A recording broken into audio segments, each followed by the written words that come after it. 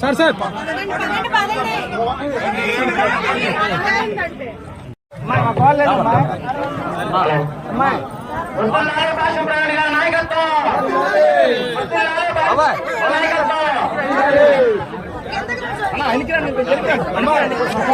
మీరు వెనక్కి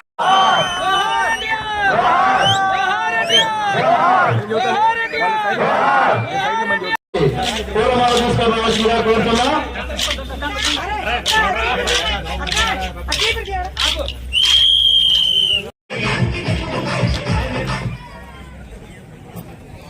మన ఎప్పుడో నిర్వహిస్తున్నటువంటి మన ప్రీతమ నాయకులు సార్ సార్ సార్ సార్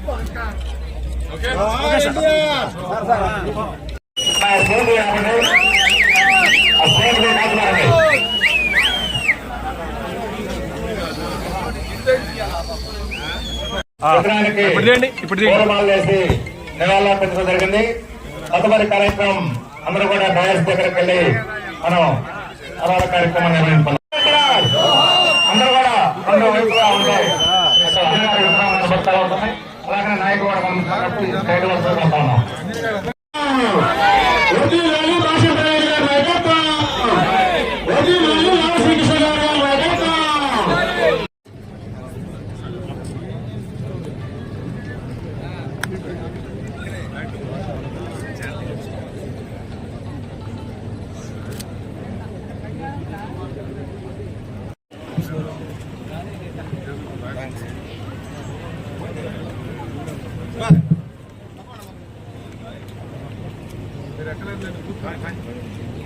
మరి ఏ పార్టీలు అధికారంలోకి వచ్చినా కూడా మరి వాటిని ఇంకా గొప్పగా పెంచి సంక్షేమ కార్యక్రమాలు చేసి ఈనాడు మరి అందరి పేదల గుండెల్లో చిరస్థాయిగా నిలిచినటువంటి నందమూరి తారక రామారావు గారికి మరొకసారి ఘనంగా నివాళులు అర్పిస్తాను.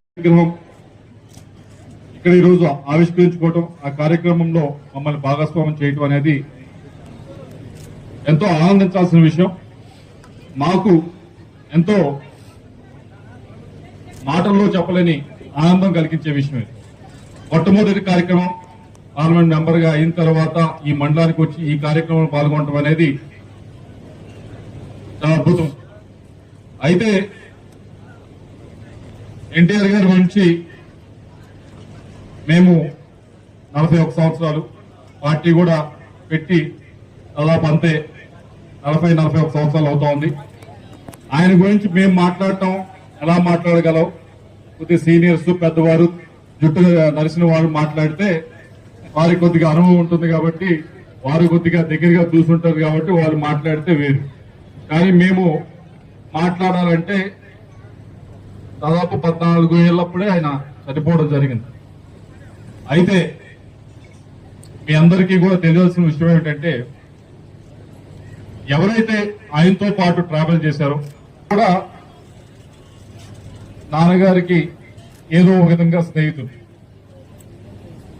వారితో ఎక్కువ సమయం దేశ చరిత్రలోనే తెలుగు జాతి యొక్క సంస్కృతిని, తెలుగు జాతి యొక్క ఖ్యాతిని దేశాల వ్యాపింపు చేసినటువంటి ఆ మహానుభావుడి యొక్క విగ్రహాన్ని ఆవిష్కరించుకుంటాం.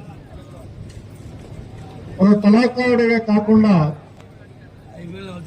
ఆంధ్ర రాష్ట్రంలో జరుగుతున్నటువంటి తెలుగు జాతికి జరుగుతున్నటువంటి తెలుగు జాతి యొక్క ఆత్మగౌరవాన్ని కాపాడాలని అదాం గారికి, విష్ణు గారికి, హనుమంతరావు గారికి, రాజేష్ గారికి, రామకృష్ణ గారికి, రాణి వసంతరావు గారికి, ఇతర మండల స్థాయి నాయకులకు, ఎక్స్ ఎంపీపీలకు, ఎక్స్ జెడ్పీటీసీలకు, ఇతర ముఖ్య నాయకులందరికీ, వేదిక ముందున్న గ్రామస్తులందరికీ కూడా పేరు పేరు నా హృదయపూర్వక నమస్కారం. ఈరోజు ఎన్టీఆర్ గారి విగ్రహం ఇక్కడ ఈరోజు ఆవిష్కరించుకోవటం, ఆ కార్యక్రమంలో మమ్మల్ని భాగస్వామ్యం చేయటం అనేది